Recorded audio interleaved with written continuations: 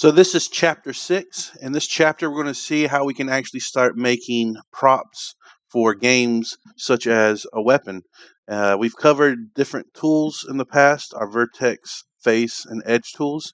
This chapter is going to be about how we can streamline our workflow process and introduce a few new modeling techniques to make sure we can start modeling with more efficiency.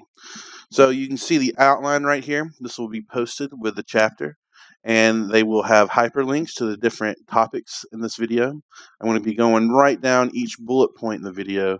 So if you need a refresher on how I made the grip or how I extruded the horned guard on my sword, you can come back to the outliner and go straight to that part of the video. So what we're going to focus on first is getting ready to start modeling our prop.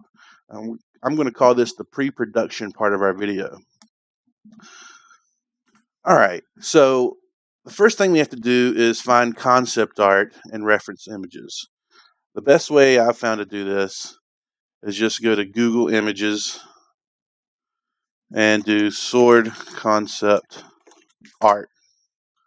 And we have tons of choices here.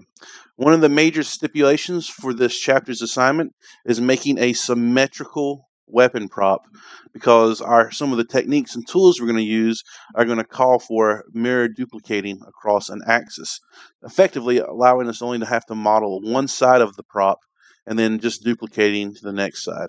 So there's a lot of swords here that are symmetrical and a lot that aren't. For instance, this sword is symmetrical, this sword is symmetrical, this sword is not symmetrical. So these two would be good choices. This one would not. All right. And just pick any concept art you want, since we're not going to be making money or putting this in any kind of portfolio. Don't worry too much about just pulling an image off the internet. Just find one that you really like and one that you think you can model. I mean, something, let's go back to that first one. This wouldn't be too terrible of a design to have to model out, not too much intricate detail, but some demonic weapons. Let's see if we can find a really crazy one. That would be hard. Yeah, that guy right there with all the organic shapes, maybe not something we should start tackling yet. You can suggest the shape here, I guess, but you really wouldn't be doing the model justice with their skill level at this point, because we got a lot of detail with the bones and the skulls and whatnot on this guy. So we're looking for something just somewhat basic. I'm going to bring in the concept art I found. I thought this would be a good solid sword to model off of. As you can see, there is some detail that is a little bit intricate that we'll get into making at the end of the video. But for the most part, we're going to do something kind of simple like this. So I found my sword. All right. I'm going to get rid of this page. Why don't I move this over now? And we're going to start out inside of Photoshop to do this. All right, so I'm going to bring up Photoshop. I'm going to drag and drop my sword here. We're going to do a little bit of editing to my sword here so that it's even easier to use inside of Maya. So by dragging and dropping or opening my sword in Photoshop, the first thing we're going to do is double click this background layer. We're going to rasterize it, make it a layer that we can edit. And the first thing I'm going to do after that is I'm going to go to this magic wand tool. You can see right here. And I want to make sure magic wand selected. It might look like quick select, but just right click and select the magic wand. And we got to pay attention to my tolerance. If it's too low, then we'll just get a really bad selection. But if I pick the right tolerance, then if I select the gray background, it's going to create a selection just around the sword. It won't be exact, but we're not really looking for something too exact here. Just something so we can isolate the blade. And we're going to make a transparency on this, so all we'll see is the blade inside of Maya. All right. So now we're going to focus on cropping out the blade, so we just get exactly what we want to see here. So I'm going to get rid of some of this detail. I'm going to grab my selection tool, delete that. And I'm going to grab my cropping tool over here, and I'm actually just going to crop maybe the half of the blade here. I'm going to zoom in. I'm just going to make sure my selection goes right down the center of my blade here. All right. I'm going to hit enter, and now we see I have half of a blade. So what we're going to do now is I'm going to go to image. You know what? I'm going to duplicate this layer so I have two different swords here. Because now I'm going to go to image, canvas size. I'm going to go to percent. I'm going to increase the width by 200, doubling the width. And I'm going to extend it from right to left so we'll get more canvas space over here. There we go. And I'm going to bring over one of my sword edges. Basically what I'm doing, I'm just ensuring that I'm getting a perfectly symmetrical blade here. Now I'm going to go to edit on one of my duplicated layers, and I'm going to flip horizontal, zoom in a little bit, and I'm going to put them right on top of each other. Now I have a completely symmetrical blade,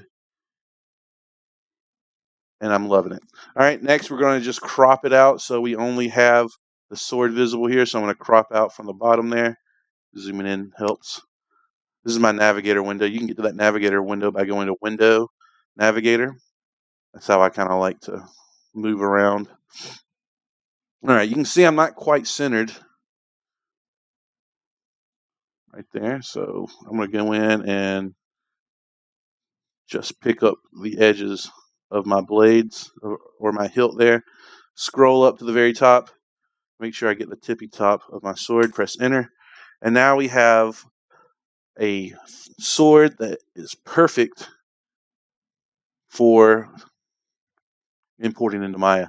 So now I'm going to save it out as a PNG, because saving it as a PNG will allow me to keep that transparency behind my sword here. So I have a sword saved out as a PNG. I can get rid of this now. All right, great. So now that we're in Maya, we're going to figure out how we can set up an image plane. Okay? So it's a little bit different in 2016. I don't know if you used a previous version of Maya, but the image plane tools have been greatly improved. We can go to Create, Free Image Plane. And what this does, let me bring in my outliner, it actually creates an object in my outliner rather than affixing it towards or on top of a specific camera. So now I can actually go in and manipulate my image plane with manipulation tools like transform and scale and all that. Well, I don't think you can scale. Yeah, I can rotate and move it.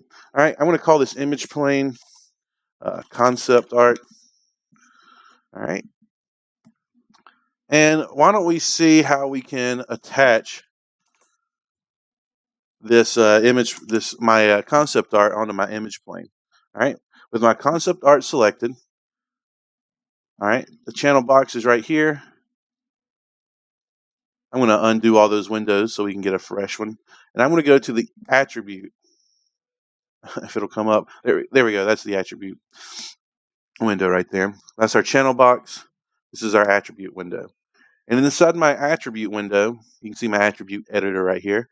It's asking for an image name right here. So I want to click on the little box. And I'm going to give it my sword there. Look how nice and transparent and perfect it is. I'll go to open. And look at this. We get a sword with transparent backgrounds. It's symmetrical. And it's perfectly aligned with my x-axis. And if you don't believe me, we can zero out in my channel box on it. And now we have my sword sitting nicely right there. And if I press space and bounce out to my 4-quadrant view, you can see my front view right here that my sword is indeed centered straight down the middle. That's going to be very important. All right, so we didn't really have to position the image layer too much, but we will make its own layer. So I'll select my image plane, and I'm going to bounce back up to perspective mode. I'm using spacebar to bounce in between the two. And I'm going to create a layer from selected. I'm going to call this concept lay. I'll hit save. And I am going to bring it back just a little bit. I don't want it directly in the middle of the screen where it's messing around with my sword right there. So we'll do that to make sure that it's not getting in the way. And the beauty of that is we just bring it back in the x-axis. It still lines up perfectly in our front view, so it's not getting messed with right there. And our front view is where we're going to be matching the shape of this weapon. All right, so why don't we get started with the grip of my sword? I'm going to bring up a diagram right here, and I'm going to be using different identifiers for the parts of my sword. So the hilt consists of the bottom part of my sword, with the grip and the pommel and the cross guard right here being the three main components. And then the blade consists of the fuller, which is the strong reinforced thick middle part of my sword. And then we have the edge and the point. So we're going to build our sword according to this little diagram right here. All right. So if you see me use those terms, that's what I'm referring to right there. All right, so onwards to the grip. And the grip's going to be somewhat easy to make. It's just going to be a little bit of a cylinder going on. So why don't I just zoom in? And remember, in front view, we have perfect view of my concept art. So I'm going to go to Create, Polygon Primitives, Cylinder.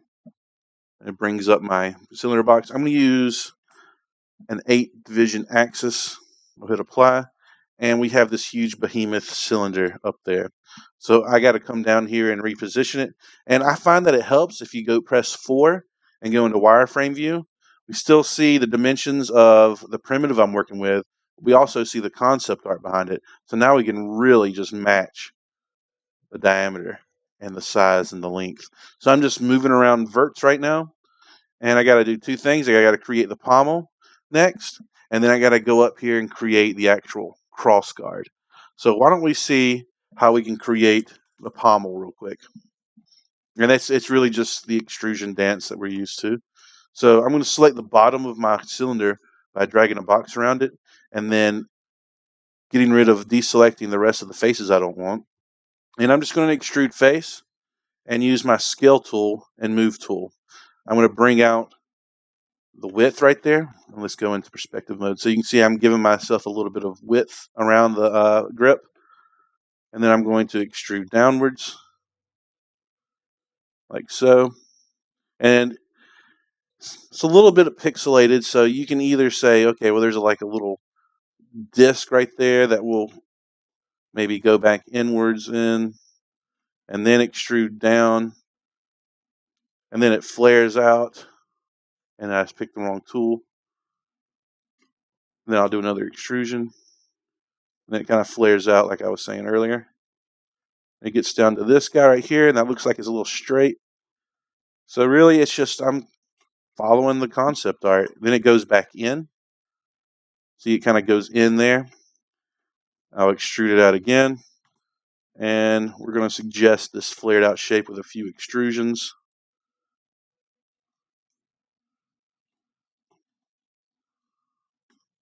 Like so. Then I think it goes straight down to create that little ring. See how handy the hotkey is for extruding? I'm not missing a beat here. And I'm just really suggesting this curvature right here. And there we go. There's my pommel made by using just a few extrusions. I'll press 3 on the keyboard to make sure I'm not getting any weird hidden faces or weird geometry. Everything's looking pretty good so far. All right, so now we have to focus on the cross guard. The cross guard's a little funky up here because we have like this diamond-like shape with these horned guards on it, and it goes up here to the rain guard, or where the blade and the hilt meet right there. So we gotta pick our battles here because there's a lot of little detail that we can get lost in our concept art. So I'm gonna go back to my front view and zoom out a little bit, and I'm going to talk about how we can get started on our cross guard and what parts we're going to actually model. All right, this little sunburst in the middle, I'm going to completely ignore that.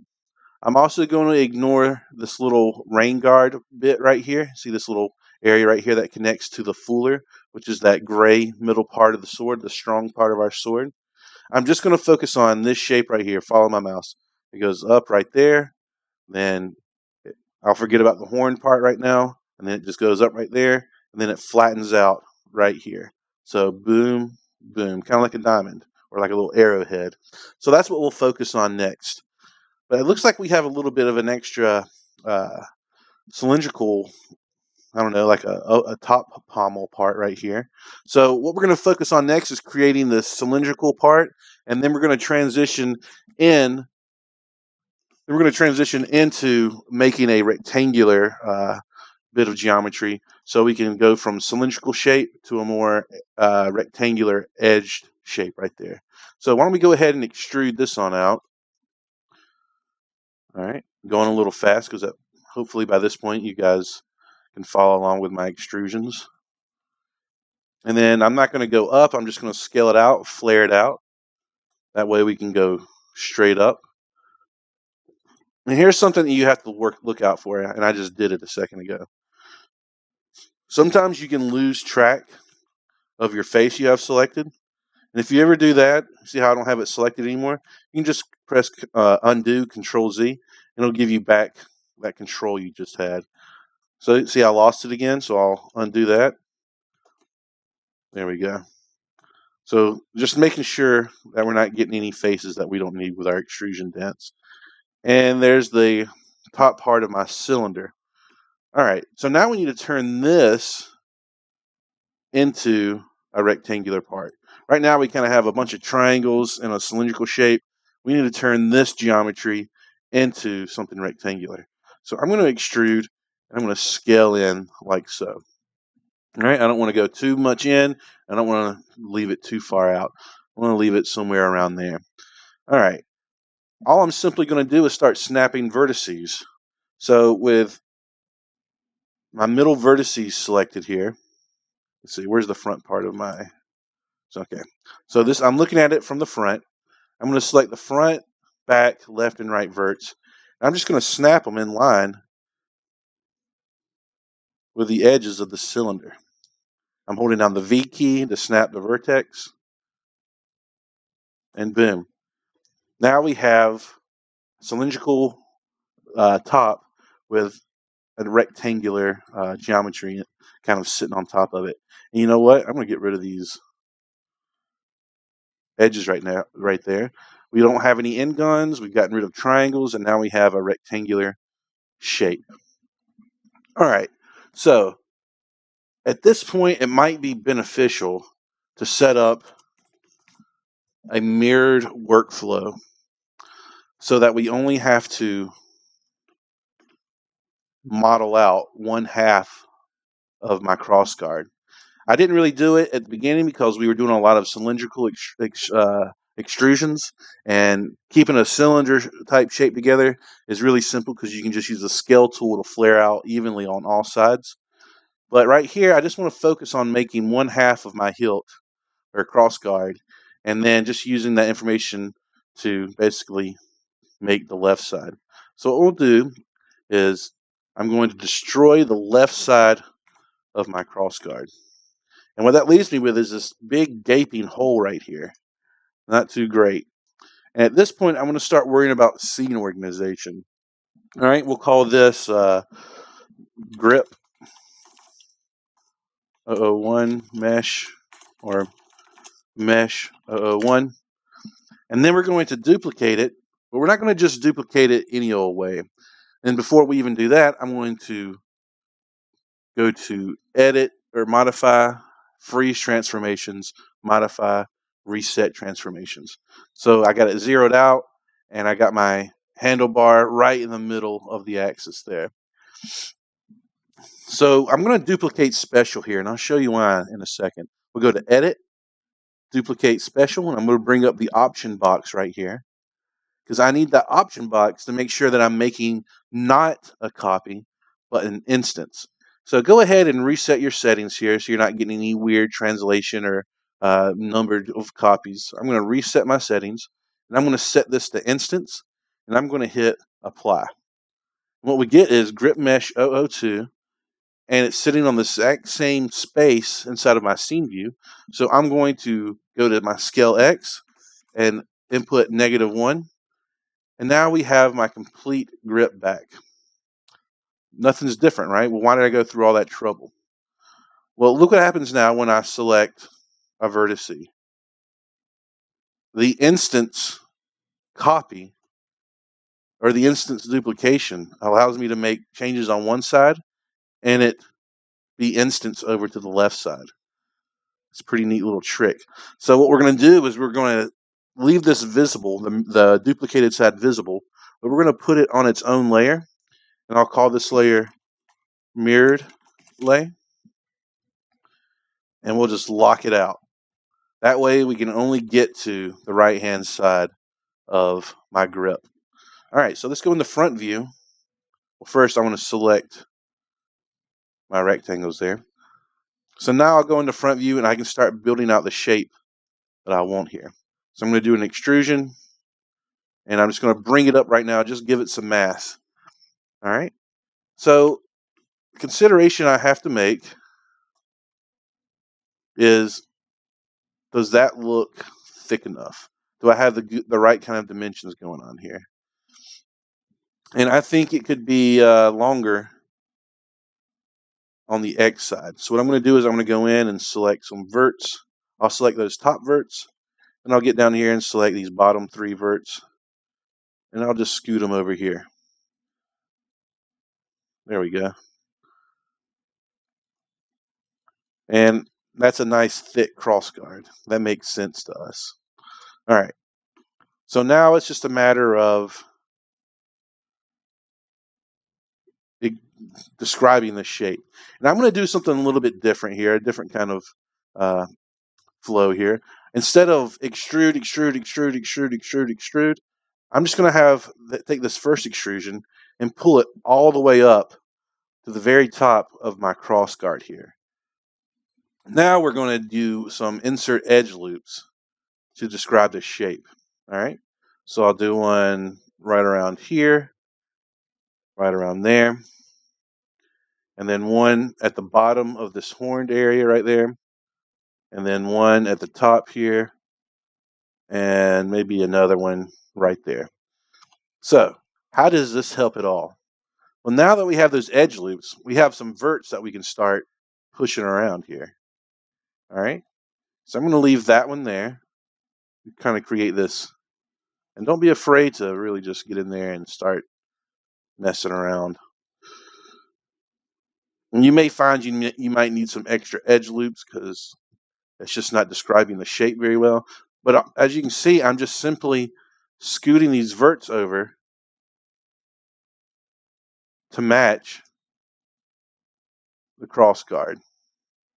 That's a little bit muddy to see, but I'll put it right there. All right. And as you can see, this cross guard it's kind of slanted right there.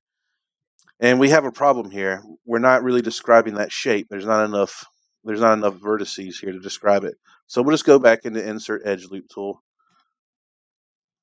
And then we can get that shape. And even here, I feel like we could add a little bit more geometry. Like so. And it still looks kind of weird right there.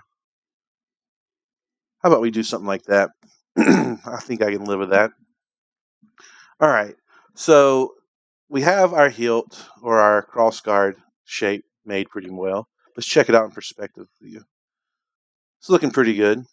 Doesn't look like much right now because we're missing a lot of details or actual, not just details, but a lot of the thing that makes the sword look like a sword. So why don't we go ahead and see how we can make those horned guards coming out from, the hilt here, because that looks like a cylindrical shape to me. I don't know about you. It looks a little bit more organic. So special considerations are going to have to be made here. So let's see what kind of special considerations I'm talking about. All right. So I need to turn this rectangular shape into something more cylindrical. So to do that, I'm going to put an insert edge loop right there. So I have a little bit more geometry to work with. And I'm going to select all these faces, and I'm going to extrude them, and I'm just going to scale them out, like so. And we're getting some error, some artifacting or some weird errors because we have faces on top of faces here. It won't look right until we make another extrusion. But before we do that, we need to turn this rectangle into a cylinder. So to do that, I'm going to select the 4 corners of my rectangle here and make sure I only have those 4 corners selected. And we're going to just scale them in like so. All right. Next, we're going to actually select these faces back. And if it helps, see, if we go into sub D mode, we can actually really see what's going on with our selection here. So in sub D mode, I can see the exact faces that I want to select. All right, that's good. And I'll make an extrusion here. All right, and it's slanted. I don't know if I like it slanted right now because I really want to hone in on that cylindrical shape a little bit more. So why don't I snap it to like to something? It's messing up because I need to snap to something that's not janking it out somewhere. So maybe if I snapped over here to the grid and then pulled it back. And some of you guys may be wondering why that's working for me and not you. All right, so typically you would say, well, if you want it straight, you just got to rotate it like that. But we can already see the mass is getting off and is getting weird. You know, I made it taller now. If we double click on our move tool over here on the left side of our screen, and we go to, let's see, move snap settings, there's a tool or a checkbox here called retain component spacing. If it's checked on and I try to snap it to the grid over here, it's going to keep that slanted shape. Not what we want. We want it flat so we can work on that shape a little bit more. But if I uncheck retain component spacing, now when I snap, all the verts that I have selected snap to that axis division. So if that's a little bit weird to you, let me see if I can explain it a little bit more. Let's see. Maybe if I only selected a few of these verts. So I have these verts selected. Now I'm going to snap it to. See how they all just snap to the grid? And it only works if you select one handle of our move tool. See what happens if I just select, anywhere and just move all the verts and all 3 axes at once. See, I'm not really selecting a handle. I'm just, or maybe I can just snap the vertex. See how they all snap together? That's what retain component spacing does. If I check it on, now if I snap, no matter where I'm snapping to, it's keeping that arc shape. So I usually keep retain component spacing off because it allows me to use this little trick. Now I keep the same kind of mass as I had before. I have it perfectly vertical, and all I have to do now is just kind of pull it on back. All right, so now I'm going to go in and fix the shape up even more, make it a little bit more cylindrical, like so. And now we're able to start extruding a more cylindrical shape. So let's get to that. All right. So actually now I will maybe start rotating this guy around. I'm going to describe the bigger shapes here. I'm going to go in and scale so it matches the shape more. Do another extrusion, and then I am going to start rotating my verts around.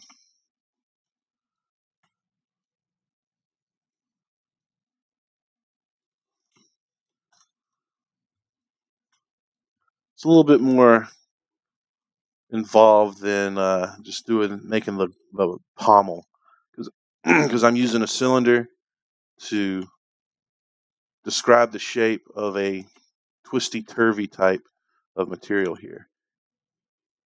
And keep in mind, I'm being very careful when I make these rotations. I'm selecting the yellow wheel on the outside of my rotate handle. that basically corresponds to whatever view, whatever camera I'm using. So if I'm using the front camera, it's only going to rotate along the front camera's corresponding axis. So, I mean, you could get in trouble and start doing this, and that's bad.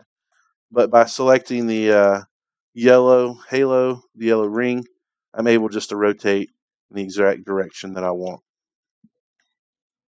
And this almost gets vertical here. Now we kind of need to make this ball shape. I'm going to maybe scale that down.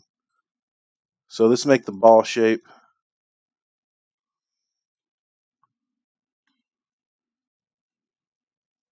So I did that snap trick again so I could get them vertical, and then I brought it back. And here's another little beauty with retain component spacing turned off. If this isn't vertical, I can select all the vertices and deselect the one I want it to align to. See how this is deselected?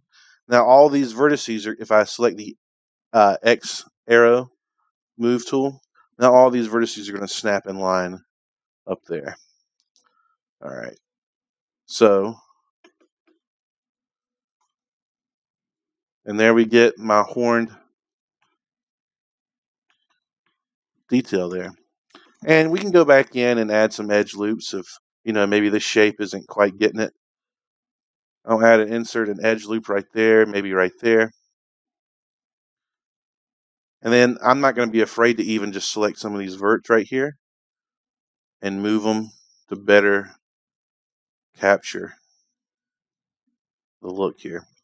And this is a good time to start talking about topology with organic shapes. All right. Think of the wireframe right now not as where all the polygons I've made connected. Think of the wireframe right now as like a topological map where the curves and the flow of these edges actually describe the organic nature of my horn here. So I'm going to start moving these verts, and then maybe you guys can start seeing how much more natural the shape is starting to look a little bit. So I'm paying attention to the curves horizontally, and I'm paying attention to the curves that run up and down my hilt here. So this is organic modeling 101 here. That's not good. Is making this topology of this wireframe flow organically. And it's a little bit of work, but in the end, what we're trying to do is create a more organic looking edge flow. And then of course this up here will look fine. It's just since we added some of this geometry down here, see how this shape kind of looks crinkled, and even that looks crinkled. It goes and then comes down, then goes up. We want to get rid of that kind of crinkled edge flow. And this is what lets you get that smooth organic look on things. See how it kind of looks like a natural arch. This kind of looks like a natural arch. So it's just a little bit of consideration of the geometry there. And at the end of the day, we get something that is a little bit thicker right there at the elbow, but our topology looks pretty spot on. All right, great. So one thing we've noticed here is that we got a little butt crack in the middle of my hilt. That's because we have inset faces in the middle of my hilt. So we need to get rid of those. So I'll select everything down the axis there, deselect everything on the right side of the axis, delete those inside faces. Now when we press 3, it looks pretty good. All right, so that is the grip made. The only thing left to do now is to consider our edges. And I like that little detail there, kind of a ring around the edge part. As you can see in my concept art, it kind of gets a little bit thicker around the edge there. It kind of creates that horned effect over it, kind of like what we have there. So now I need to worry about my normals, because I'm sure a handle doesn't look blocky like this. So we're going to set the normals. We're going to set the normals on top of my my grip here. And we're going to use average normal. So I'll go to mesh display, set normal angle, and 60 looks good maybe. Let's see what happens with 60. Now, some of these hard edges that I want, maybe like right there. And for the most part, it's looking okay. We're getting the hard edges where we want the hard edges, like on the edge of my cross guard right there, but softening the edges around. And yeah, the mirror duplicated where the two mirrors meet. They're not going to be able to be smooth until we combine the two sides together. So ignore that. I'm going to go to and try set normal angle. In case you need a refresher, go to mesh display, set normal angle. Let's do something like 30 and hit apply. Oh, that brought back the crinkleness on everything. So mesh display, set normal angle, maybe do 45. Not quite doing it. I guess 60 was about as good as we're going to do with this lower poly type model we just made. All right, great. All right, so that's my cross guard made.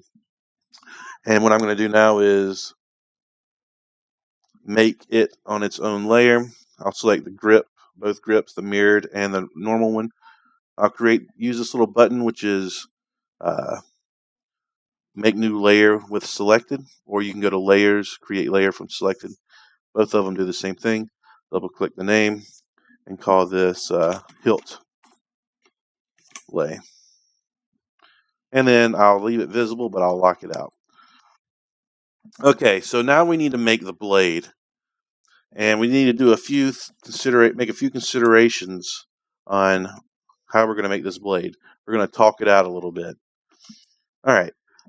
Whenever I make swords, I like to only focus on the fuller. So the fuller, what is that again? The fuller, it points to this flat middle part. This is your blade's reinforcement. All right. This is where the edges extrude off of and come to a point, and it basically describes the main shape of your sword. So we're only going to focus on modeling the gray fuller of the sword here. So let's just get into it. And I'm going to make it a separate piece of geometry. I'm not going to try to make it continuous. I could, but for the sake of showing you guys how to use different pieces of geometry and floating them on top of each other, it's all about preference anyway, right? Last assignment, I have you made a continuous model. There will be times when you just have to make a continuous model, but in times like this, I think you can get away with making the blade its own separate part. All right, so we're going to make the fuller now. I've created this cube to start out with. And here's a trick that you guys might need to know about. You know what? Before we get started, before I show you the trick on how to get the scale of the blade so it tapers at the end set up, I'm going to set up my mirrored workflow. But there's, if I select the left side of my cube, the whole cube gets selected. Well, we'll just go to Insert Edge Loop tool, and I'll snap it to grid right in the center there, and I'll delete that side. Now we have just one side of my blade here, and I'll call this blade mesh 001. And I have my freeze transformations shortcut set up here. So I'll freeze my transformations. Remember, modify, freeze transformations. And I'll reset them as well. So we reset my transformations all the way back up here. So modify, freeze, and reset transformations. That's just to make sure we're getting a clean duplication across the axis. Because if you have your vertices over the edge of the axis right there, but you have the center point right there, look what happens when you make a copy. Our two blade cubes, or two cubes, have overlapping vertices. So if you're not quite sure if you're centered down the center, your verts are centered, select them all on the left side here, or the center part of your blade. Hold down X to snap the grid, and just snap it to that 0 grid right there. All right, cool. Now we'll go in and go to Edit, Duplicate by Special. Make sure Instance is selected. We'll hit Apply. And then we'll mirror it across the Scale X axis. And we'll just put my mirrored blade into the mirrored lay. We'll just keep all my mirrored stuff together. All right.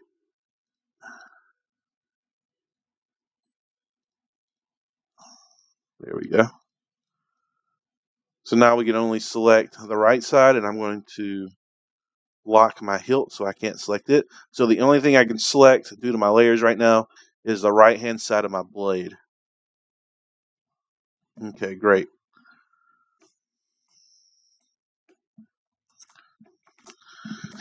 So here's the trick I was talking about by making sure we get a nice tapered blade. We're going to just take this first extrusion I made, or the very top of the cube rather, and we're just going to take it to the very top of the fuller. So we're getting something like this. And holy Lord, now we just have a 2x4 attached to the fanciest 2x4 holder the world's ever seen. So now we have to maybe consider the scale of my blade here.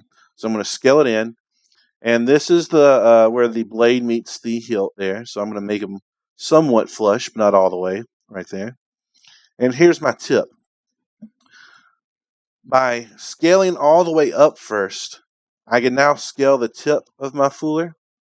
And look at what we get. We get a nice, even taper from top to bottom. This is what would happen if you went ahead and tried to insert all the edge loops to get the shapes of your concept art going on. Look what happens whenever I import some edge loops.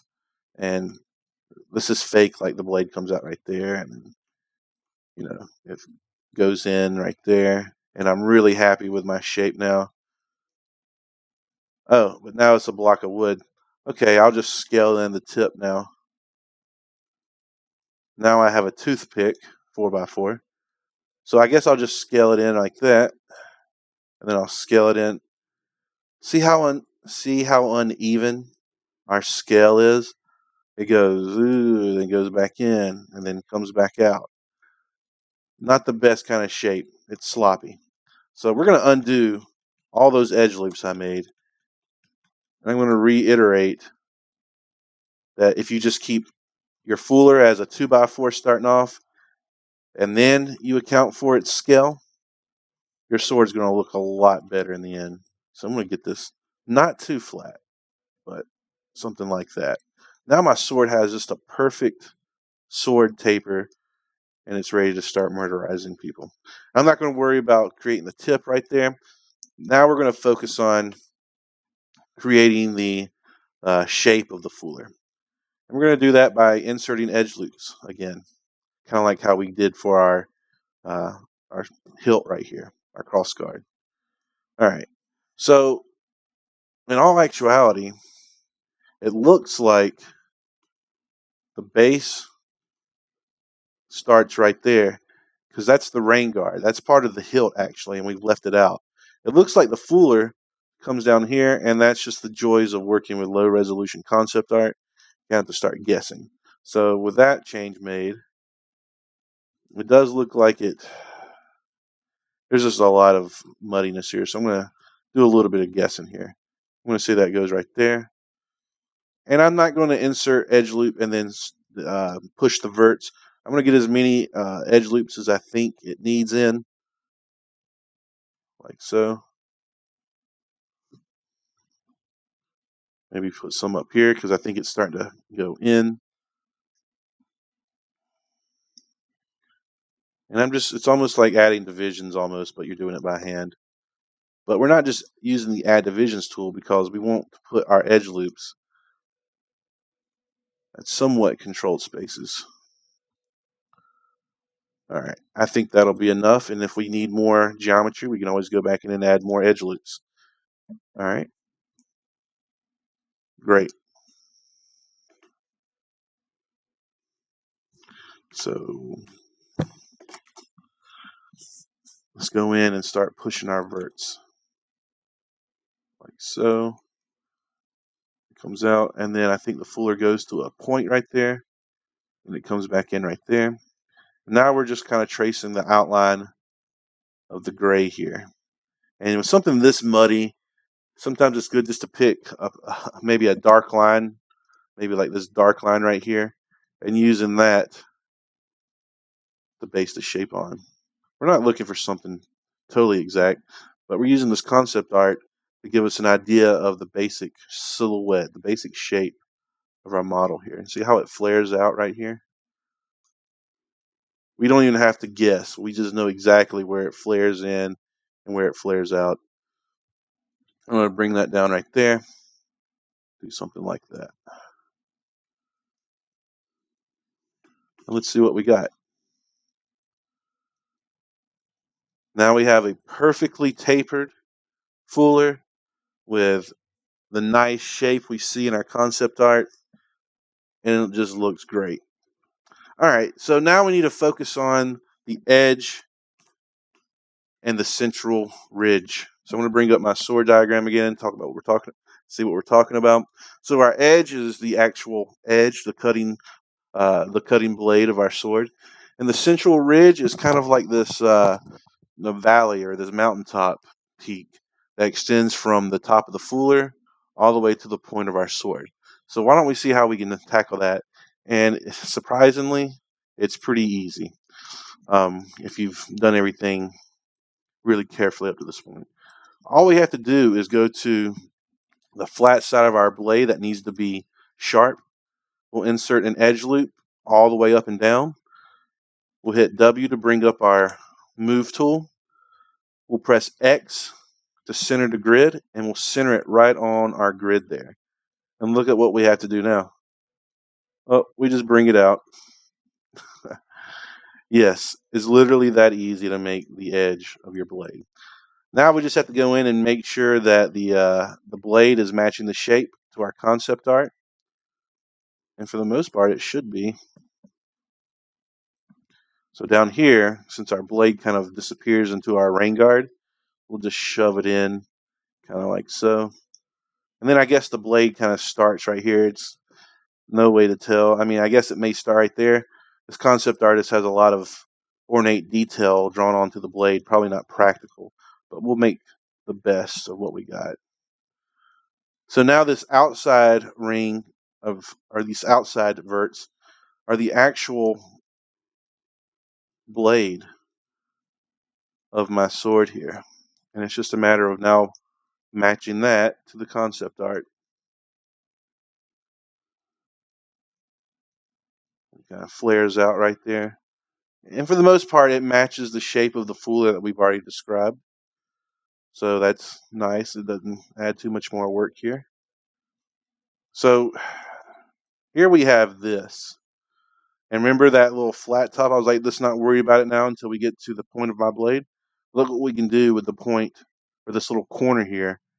We can bring it all the way up, snap it to center, and in one fell swoop, we made the point of my blade and made this central ridge with this line right here, or this edge right there. Pretty cool. All right, so it doesn't look like we're getting some weird shading errors. There's no two ways about that.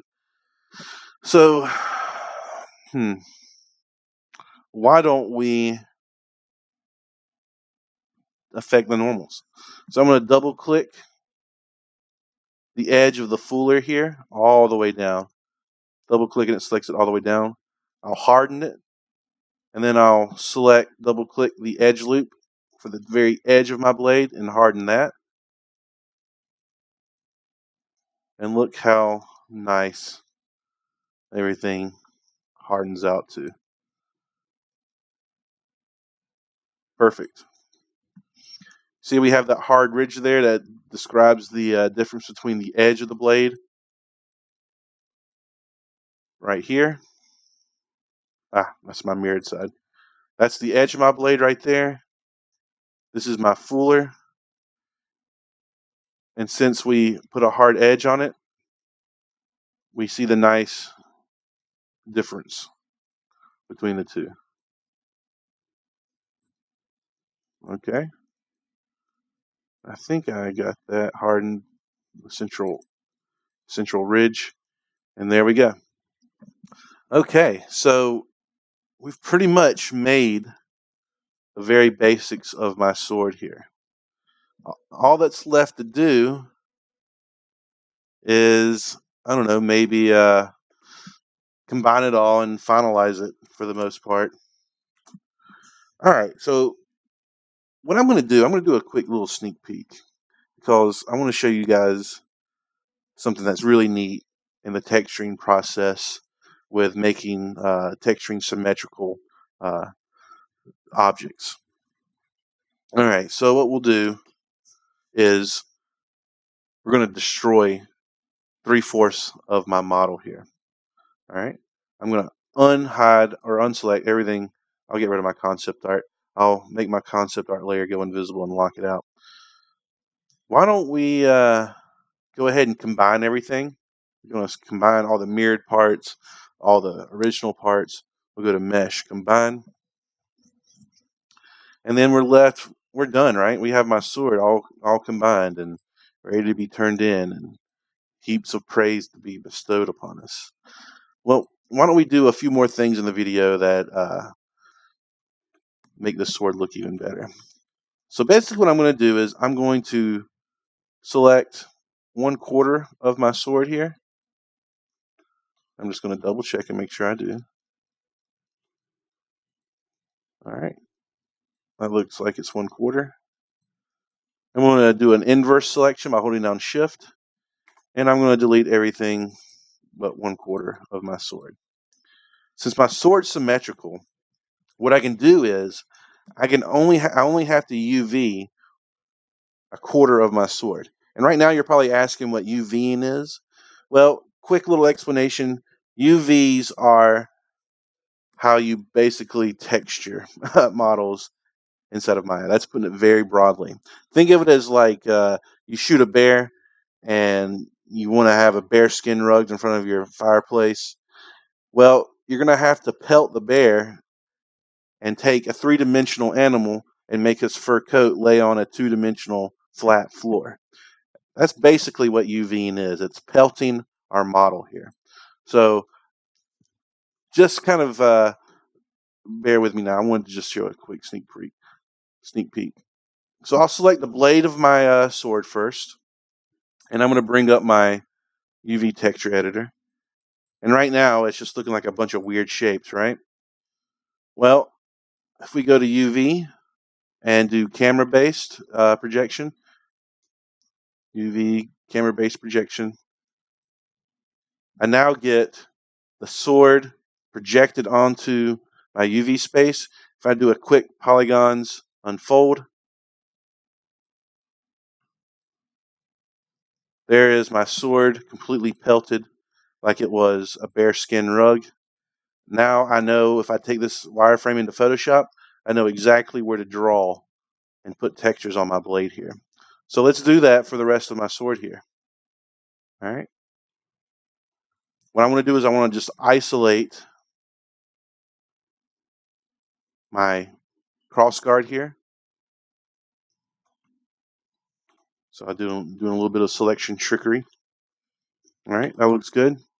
And I'm going to look at it from kind of an angle so I can get as much of a view on every single face as I can, because our camera-based projection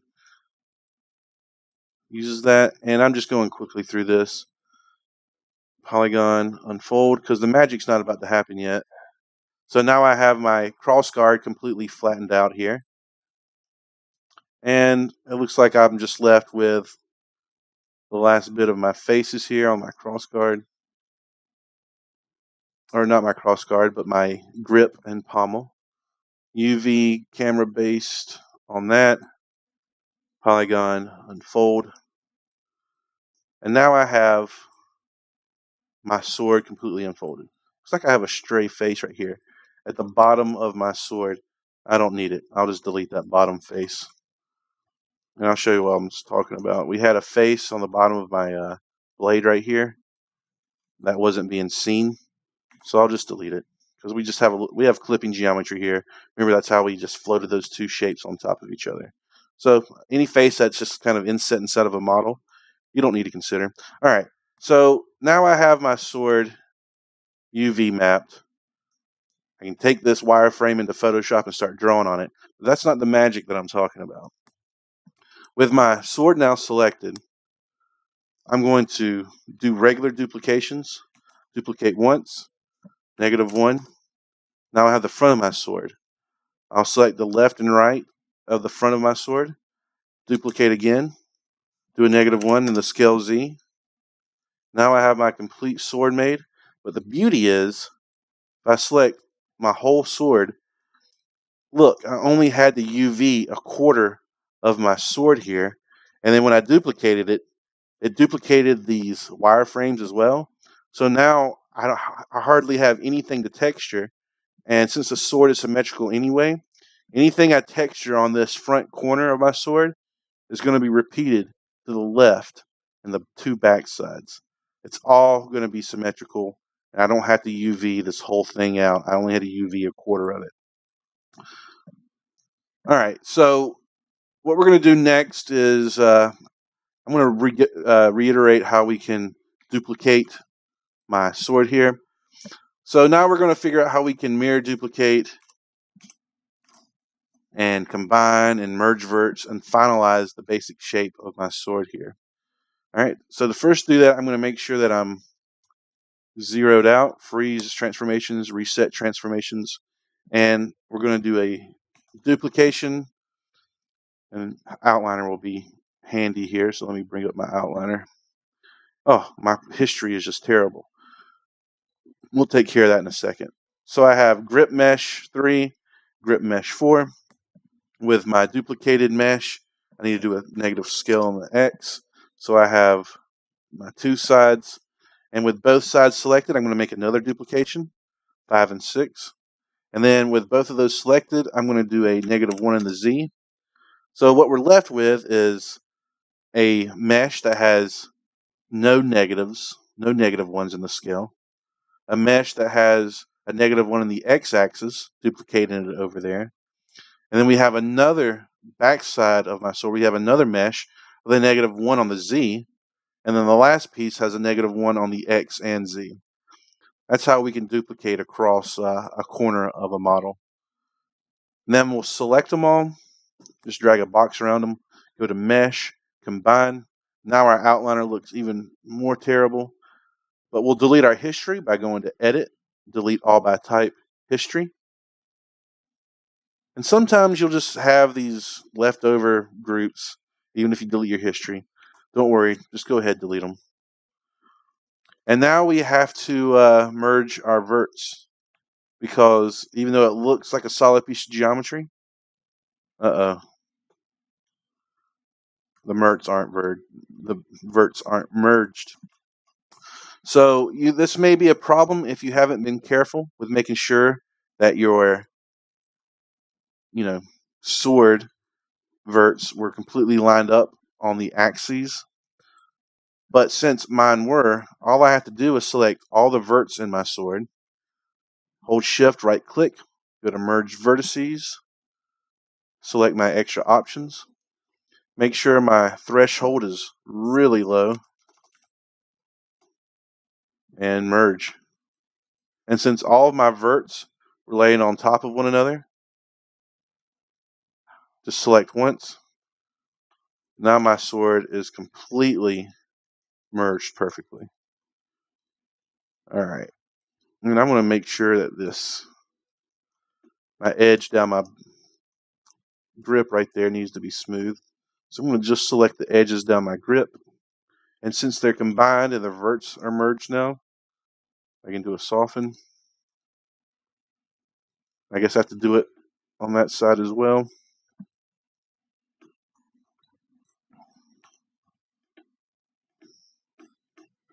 Gotta make sure which side I'm on. There we go. So I'm just selecting the edges of my duplicated sides there and putting a soft on those. Now my grip is completely smooth and my sword is made. All right, so what should we do now? I mean, we've done a lot. We've actually got this UV'd. We have a complete mesh. I'm going to call this sword mesh 1.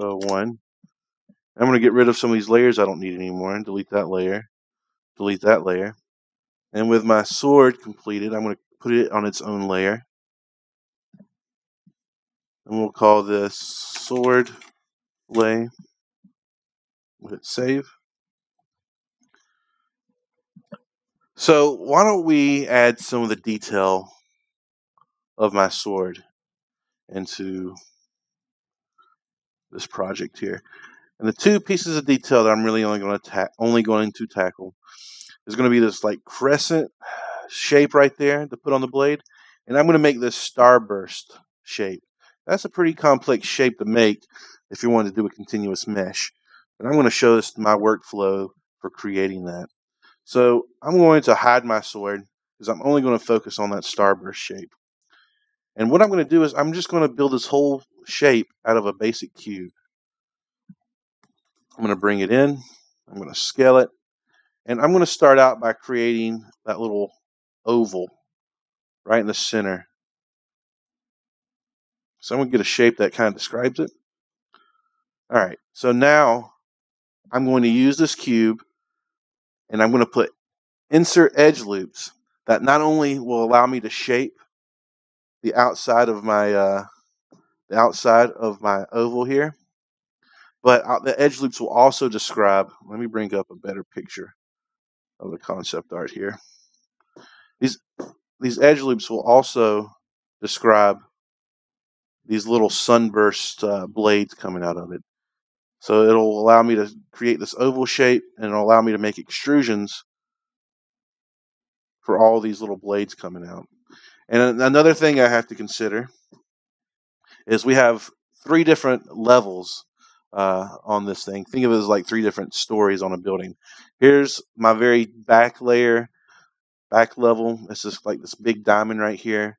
And then above that, I have my sunburst spikes. Then above my sunburst spikes, I have my little gem there. So that's another thing we're going to consider when we start making this. All right. So I'm going to insert some edge loops. And it is real muddy. So I'm going to zoom out a little bit.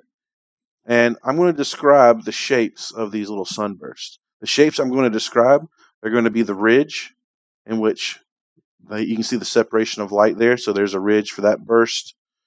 And then I'm going to also put an edge loop for where this little burst meets this little bladed burst. And then an edge loop where it's mountain peak, where it's a little, I don't know what to call that, like an arch or its perch or whatnot. And I'll put another one that describes that. And looks like we're running out of space there. So I'm just adding as many as I can. All right. So I'm going to go ahead and start describing the shape of my oval here. I'm going to do that just by bringing in. My mouse is acting up. It's making my mouse cursor go crazy. All right, we're describing these shapes like so.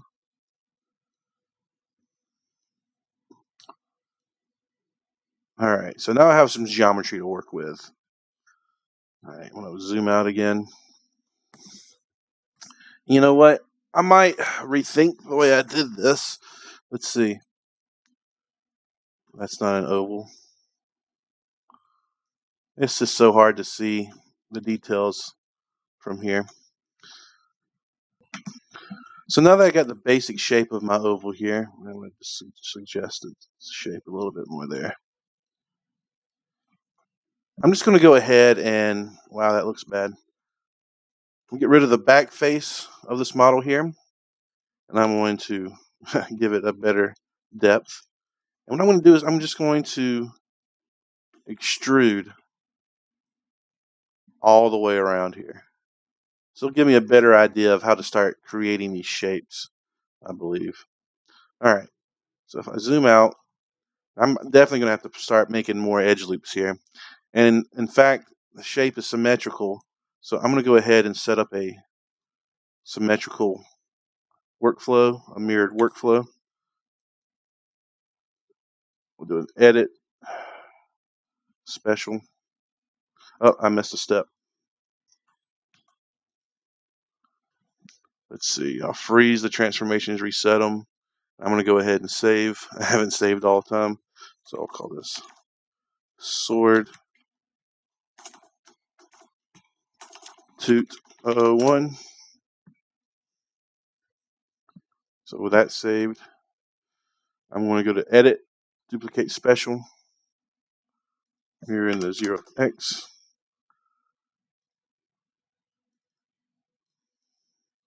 There we go. So now I can start really focusing on the shape of the sunburst.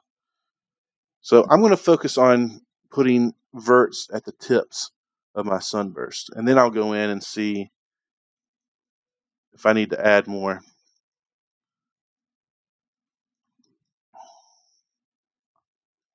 So there's a tip, there's a tip.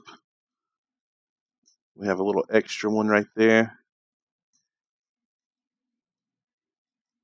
This extra one can actually start describing the dips. So now I'm going to start adding more edge loops that suggest where they dip in. We can already start to see the shape come alive here.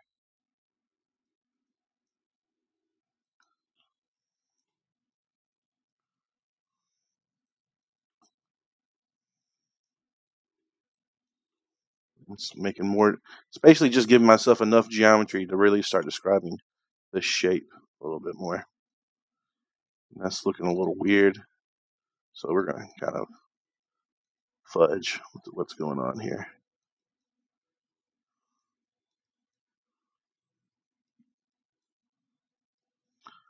All right, so it looks like I have the shape of my sunburst working out pretty well. It's a little weird and off right there, but I'm just following the concept art. So I'm going to break from the concept art and try to make this look better, basically, more symmetrical.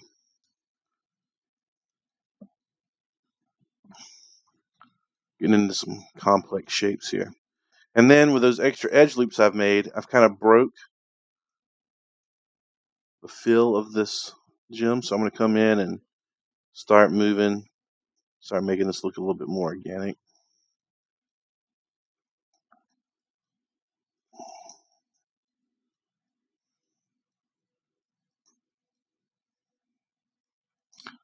All right, I'm even going to move this down and that up. Same thing here. Let's turn off my concept art at this point. All right, so we're getting there. I'm going to make this burst look better. The starburst. There we go. I'm decently happy with that shape. I'm not going to obsess over it. So now we're going to make a few extrusions. Remember how I said we had different levels? All right. So we're going to leave the very lowest level, the very lowest blades. Let me get my concept art. These top two blades are on the very bottom, so we'll leave those out of the extrusion. And we'll extrude it. Well, make sure that you don't have the edges selected there. So we'll extrude these up. And then the gem is on its own kind of level. So we'll extrude this up. And we're not really, it's still not looking like much of anything right now. And in fact, it looks like I have some weird errors going on here. It's because of the back of my model. See, that's what we get when we have backs of our models and we're not checking them. But I don't need those backs. I'm going to go back in and delete them. Now we won't have any of those weird extrusion errors. All right, so we just want to get the front. And we're going to double check again. We'll extrude out. There's one level. I'll deselect the starbursts So I can extrude out the gem part. There's that. Now we need to start. It looks like we have inset faces now to have to worry about. So I'm going to select just the inset faces, delete those. That's why I love sub D mode. I was instantly able to tell about those inset faces. And I still think we're a little too thick in the back there. So we're going to take these in and just... Sorry for jumping around the camera so much. And that's just a random edge for some reason. We'll fix that by snapping it. I guess it goes over there, actually. I'm just going to merge these to make sure they're merge-tastic. Alright, great. So now we're actually going to start making this thing look like the starburst. Why don't we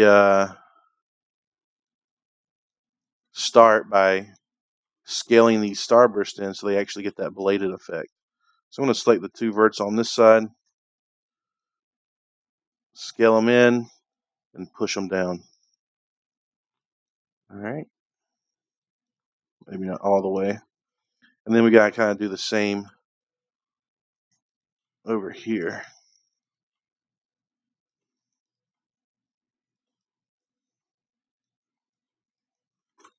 Just going to scale these in like so. So, ooh, now we're starting to get something here maybe.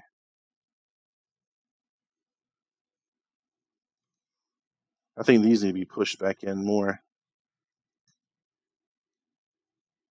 Like so. Push that in a little bit more too. And then we're going to grab the vertices that connect to the top part of these blades here. We're going to push them up.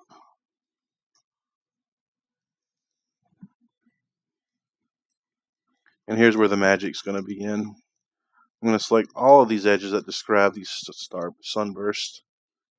And I'm going to harden them. And there we go. It's a little bit weird in the back here. So why don't we clean that up.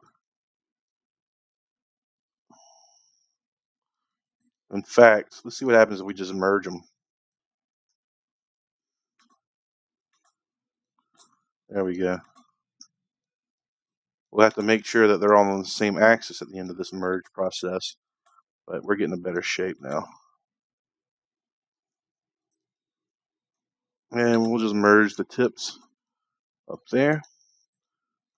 I'm going to go to a side view. I'm going to grab all the verts on the back side of the starburst. See how I left some? There we go. Did I miss any? Looks like I missed a lot. So I'll just select them by hand from a view where I know I'm getting them all. And so basically what I did there was with my retained component spacing turned off, I just snapped it to a random vert in the Z direction, and then I'm repositioning their width. So there's the starburst made. All it took was a little bit of guessing what was going to be going on. I mean, it wasn't so much guessing, I guess, but just having faith in our shape. Then I'm going to come in and, that's not good. All right, well, I was going to inset the detail on the center part here, but before I can do that, I'm going to have to merge these two. Because the cylindrical part, if you merge anything that's kind of round, I guess I could fix the shape of that, but I'm not going to obsess over that shape. We're going to mesh, combine. We'll go to merge vertices, and with a low threshold, only the verts that are touching will be merged. And I want to use this as a teaching moment real quick. I know a lot of you may accidentally have maybe some verts that are kind of like just barely not lined up. So you may have something like this going on, and then when you do your mesh combine, you go to vertex mode, select all the verts on your model, merge them with that small threshold and apply. And then you're left with these holes still. That's because your verts weren't completely lined up on the x-axis. So just make sure you select all the verts down your center line. I'll go to the front view for this. See, if I just select all the verts right down the center there and snap them using the X button, snap to grid, now they're all together and they're all lined up. Now I can merge them perfectly. All right, let's bring back my sword. I'll grab that, make that center pivot. I might need to bring this down now.